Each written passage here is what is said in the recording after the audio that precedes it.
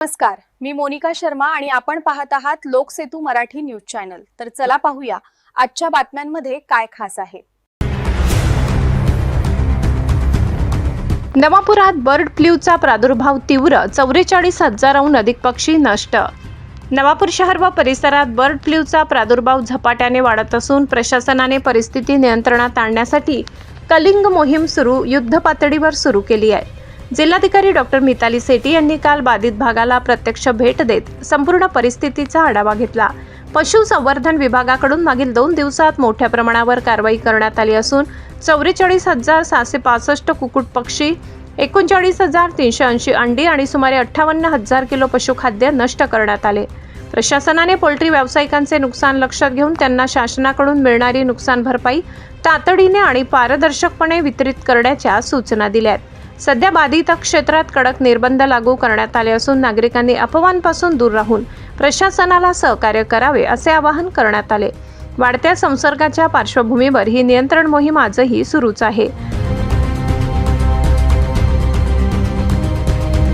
नमस्ते, आज 3 टेंबामध्ये don poultry form नवापूरचे जे आहे तिथे व्हिजिट दिली। आपल्या 30 तारखेला जे बर्ड फ्लू डिटेक्ट झाला होता त्याच्या अनुषंगाने आपली 25 रॅपिड रिस्पॉन्स टीम स्टेट मार्फत इथे उपस्थित आहे। जवळपास 150 लोक आर हिअर आणि टीमसोबत चर्चा केली। त्यांचे जे लॉजिस्टिकल इश्यूज आहेत किंवा फार्मर्सचे जे कॉम्पेन्सेशनचे इश्यूज आहेत त्याच्याबद्दल चर्चा झाली। जवळपास 1,40,000 पैकी आमचा अराउंड 50,000 बर्ड्सचा कलिंग ऑलमोस्ट झाला आहे। जवळपास 40,000 अंडे आणि 58,500 किलो फीड जी आहे ती डिस्ट्रॉय झाली आहे। आणि सोबत त्यांनी 1 किलोमीटरमध्ये जे कलिंग करायचं त्याचं बॉर्डर, 3 किलोमीटरमध्ये कंटेनमेंट आणि 5 किलोमीटरमध्ये जे बफर झोन आहे ते पण मार्क केलं आहे। आणि त्यामध्ये पण पोलीस इज ऑल्सो इन्शुअरिंग की आपलं जे आदान प्रदान जे पण बर्ड्सचं किंवा हे राहतो ते पण बिलकुल बॅन केलं आहे। आणि त्या अनुषंगाने सगळे जे पोल्ट्री फार्म्स नवापूरमध्ये आहेत त्यांना पण मी रिक्वेस्ट करते आहे की हे जे 5 किलोमीटरचा आपला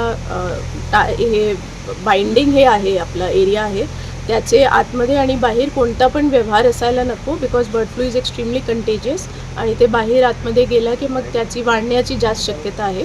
सो लेट अस ट्राय आवर बेस्ट की आपल्याकडे एक एरियामध्ये जे निघालं आहे त्याला आपण कंटेन करण्याचा प्रयत्न करू।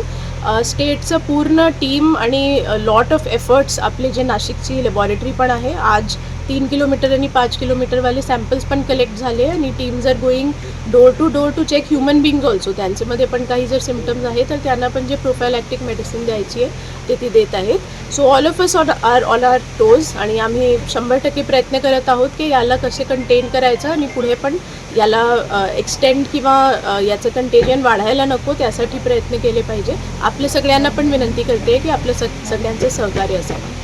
लाला चव्हाण, वडाळी, शहादा प्रतिनिधी। साठी एवढंच। ताज्या घडामोडी, स्थानिक बातम्या आणि महत्त्वाच्या अपडेट्स जाणून घेण्यासाठी आमच्या लोकसेतू मराठी न्यूज चॅनलला सबस्क्राइब करा। धन्यवाद।